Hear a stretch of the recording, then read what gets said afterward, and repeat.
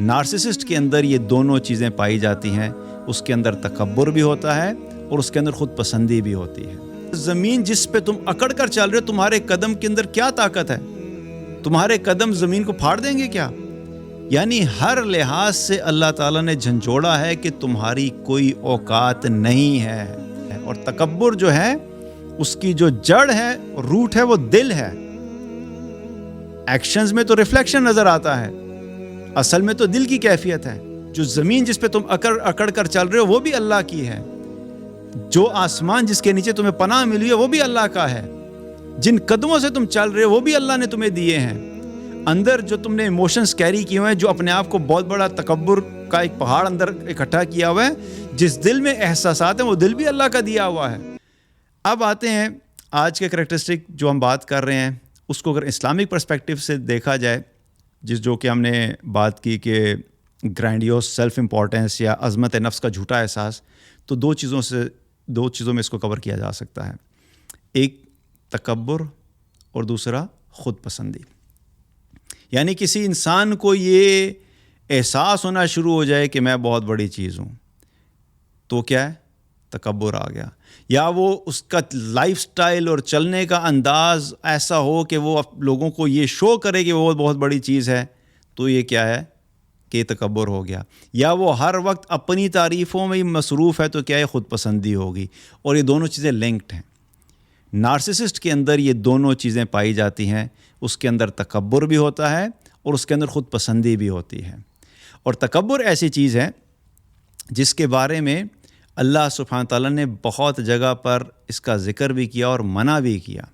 ایک جگہ پہ اللہ تعالیٰ نے قرآن میں فرمایا وَلَا تَمْشِ فِي الْأَرْضِ مَرَحًا، اور زمین میں اکڑ کر مت چلو. اور پھر آگے کیا فرمایا؟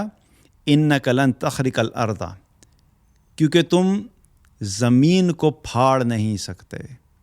اور فرمایا وَلَن تَبْلُغَ الْجِبَالَ طُولًا، اور نہ بلندی میں تم پہاڑوں کے برابر پہنچ سکتے ہو.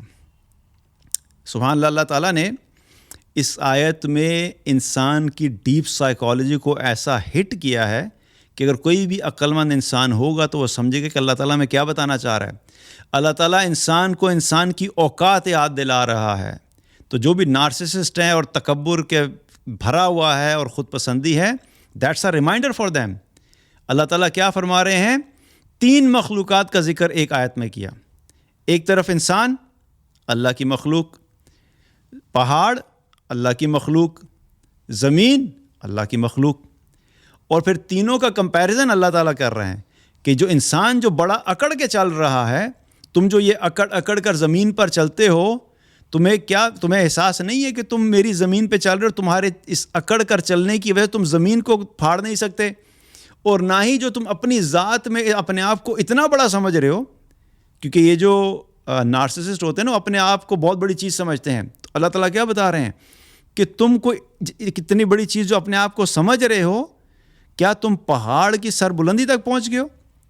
یعنی اگر لٹرل کمپیریزن کیا جائے تو تم پہاڑ کے مقابلے میں اتنی سی چیز ہو. اور زمین جس پہ تم اکڑ کر چل رہے ہو، تمہارے قدم کے اندر کیا طاقت ہے؟ تمہارے قدم زمین کو پھاڑ دیں گے کیا؟ یعنی ہر لحاظ سے اللہ تعالیٰ نے جھنجھوڑا ہے کہ تمہاری کوئی اوقات نہیں ہے.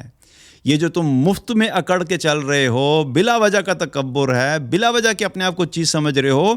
اللہ سبحانہ تعالیٰ کی بنائی ہوئی کائنات میں، اور کائنات تو بہت دور کی بات ہے، صرف زمین کو ریفرنس پوائنٹ بنا لو، تو اس زمین کو ریفرنس پوائنٹ لیتے ہوئے اس زمین کے اندر تم ایک ذرے کے برابر ہو.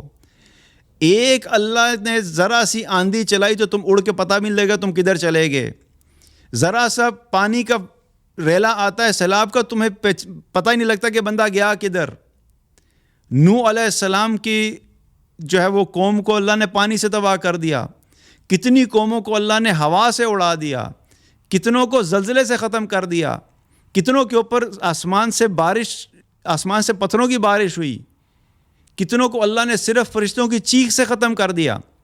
اور تم تو آج کے دور کے انسانوں کے بعد تم تو کیا 5.5-6 فٹ کے انسان ہو، تم تو ویسے فزیکلی بھی بہت چھوٹے سے ہو.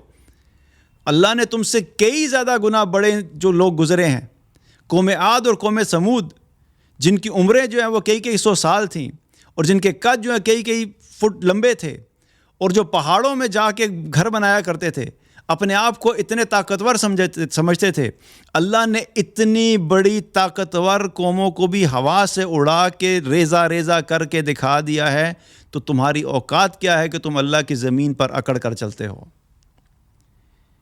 اللہ جھنجھوڑ رہا ہے نارسسسٹ کی اس ٹریٹ کو ریئلائز کرانے کے لیے کہ آنکھیں کھولو، تمہاری کوئی اوقات نہیں ہے، سب کچھ جو تم یوز کر رہے ہو اس دنیا میں وہ سب اللہ کا ہے، جو زمین جس پہ تم اکڑ کر چل رہے ہو وہ بھی اللہ کی ہے، جو آسمان جس کے نیچے تمہیں پناہ ملی ہے وہ بھی اللہ کا ہے، جن قدموں سے تم چل رہے ہو وہ بھی اللہ نے تمہیں دیے ہیں، اندر جو تم نے ایموشنز کیری کیے ہوئے ہیں، جو اپنے آپ کو بہت بڑا تکبر کا ایک پہاڑ اندر اکٹھا کیا ہوا ہے، جس دل میں احساسات ہیں وہ دل بھی اللہ کا دیا ہوا ہے، وہ مائنڈ سیٹ، وہ سوچ جو تمہیں اس چیز کی طرف مجبور کر رہی ہے، تو وہ دماغ اور وہ برین جس سے تم یہ پروسیس کر رہے ہو وہ بھی اللہ کا دیا ہوا ہے۔ تو جب ہر چیز دی ہوئی اللہ کی ہے تو تمہیں کس چیز کا تکبر ہے؟ تمہاری اپنی چیز کیا ہے جس پہ تم تکبر کر رہے ہو؟ تو اللہ سبحانہ تعالیٰ نے یہاں پر ایک بہت اسٹرانگ میسج دیا ہے اس آیت میں، تاکہ ریئلائز کرو کہ تمہاری اوقات کیا ہے اللہ کی کائنات کے مقابلے میں۔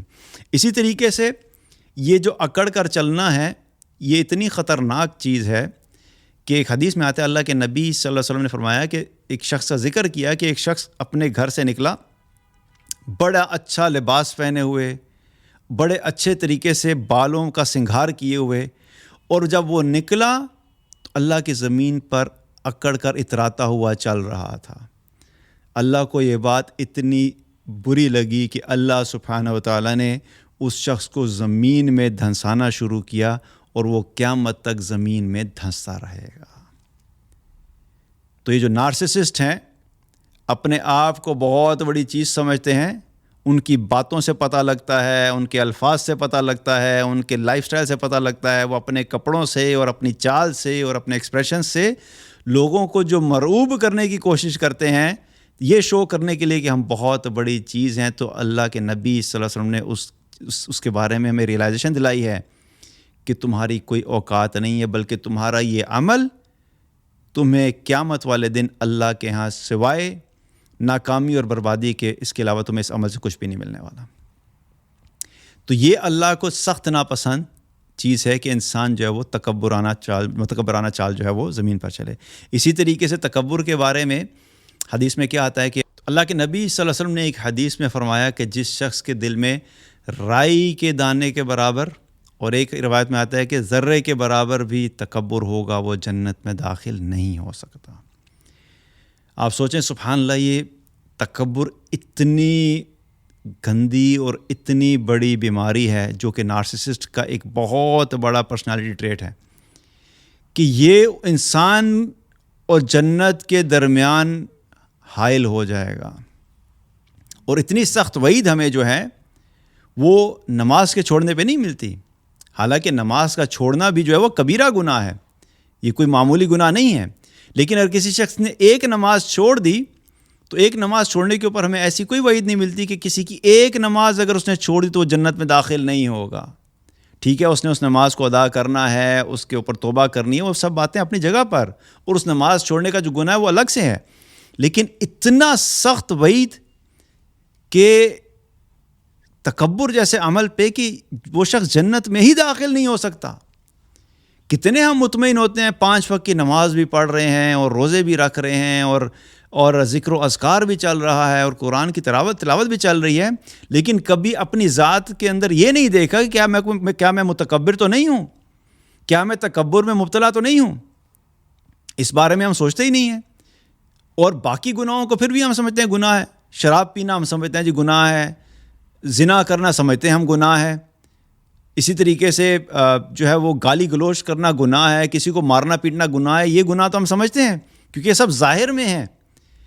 لیکن بہت سارے ایسے گناہ ہیں اور بہت ساری ایسی کریکٹرسٹکس ہیں جو چاہے ظاہری طور پہ انسان جتنا مرضی نیک ہو، اگر اس نے اپنے باطن کو درست نہیں کیا تو انسان کے نیک اعمال بھی قیامت والے دن اس کے کام نہیں آئیں گے۔ اسی لیے اپنے باطن کی درستگی بھی ضروری ہے، اور تکبر جو ہے اس کی جو جڑ ہے، روٹ ہے، وہ دل ہے، ایکشنز میں تو ریفلیکشن نظر آتا ہے، اصل میں تو دل کی کیفیت ہے۔ ابلیس نے بھی جو انکار کیا تھا اس نے اپنی سوچ کی بنیاد پہ کیا تھا۔ اللہ تعالیٰ نے جب اس کو حکم دیا تھا کہ سجدہ کرو تو اس نے سجدے کا انکار کیا، اور دلیل کیا دی اس نے کہ میں اس سے بہتر ہوں۔ اس نے یہ دلیل کہاں سے لی تھی؟ کہیں پہ لکھا ہوا تو نہیں پڑھا تھا، کہیں پہ اس نے کوئی کسی نے اس کو بتایا تو نہیں، اس کے اپنے اندر کی فیلنگ تھی کہ میں بڑا ہوں۔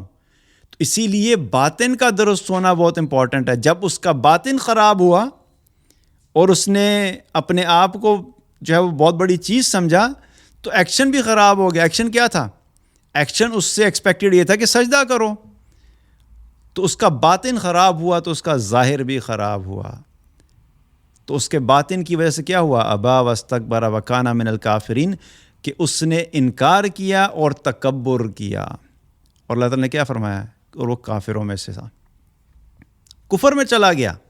آپ سوچیں کہ نارسسزم کی یہ کریکٹرسٹک کہ اپنے آپ کو بڑی چیز سمجھنا اور تکبر کرنا انسان کو کفر تک لے جا سکتا ہے، کیونکہ یہ ابلیس کو کفر تک لے گیا۔ میں کوئی ایسے نہیں بول رہا کہ اپنے اندازے سے بول رہا ہوں، میں تو ایک ایسی چیز آپ کو بتا رہا ہوں جو قرآن میں ثابت ہے کہ یہ دو کریکٹرسٹکس ہیں۔ یہاں پر ہمیں کہیں نہیں ملتا کہ وہ اخلاق کا اچھا نہیں تھا، یا ابلیس کے بارے میں یہ ہمیں نہیں ملتا کہ اس نے نماز کا انکار کیا۔ یہ بھی بہت سارے مبلغین جو بات کرتے ہیں نا جی کہ دیکھیں جی شیطان نے ایک سجدے کا انکار کیا تھا تو وہ وہاں سے نکل گیا، تو ہم تو نماز کے پتہ نہیں کتنے سجدے چھوڑتے ہیں۔ یہ صرف ایک فلسفیانہ بات ہے۔ وہ اس وجہ سے نہیں نکلا تھا کہ اس نے نماز کے سجدے کا انکار کیا تھا، وہ اس وجہ سے نکلا تھا کہ اس کا مین جو چیز اس کی تھی وہ کیا تھی؟ اللہ کے حکم کا انکار۔ اب وہ اللہ کے حکم کا انکار چاہے نماز کے لیے ہو، چاہے زکوٰۃ کے لیے ہو، چاہے فرائض کے لیے ہو، چاہے حقوق کے لیے ہو، جب بھی اللہ کے حکم کا انکار ہوگا تو وہ ابلیس کی اسی سنت کو فالو کیا جائے گا۔ تو یہ اتنا سنگین جرم ہے اور اتنی گندی بیماری ہے اندر کی کہ اسی نے شیطان کو، جو ابلیس کو جو ہے وہاں سے مردود کر کے نکلوایا۔